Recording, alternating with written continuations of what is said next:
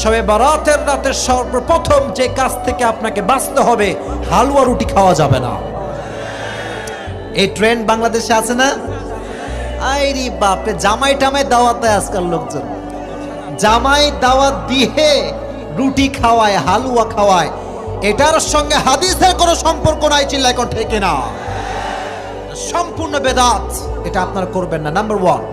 Number 2, শবে বরাতকে উপলক্ষ করে কবরস্থানে আগরবাতি, লাল বাতি, মোমবাতি জ্বালানো যাবে না, ঠিক না বলেন প্রিয় ভাইরা? আমি আমার বাসার পাশে দেখি কবরস্থানে, বাপ রে বাপ, লাইট টাইট দিয়ে আগরবাতি, মোমবাতি, কি যে ডিম লাইট জ্বালায়, মনে হয় বিয়ের সময় হয়ে গিয়েছে। এই বেদাত বাংলাদেশে আছে না নাই? এই দিনে খবরদার, কবর যে সাজাবে সে বেদাতের সমতুল্য কাজ করবে, ঠিক না বলে?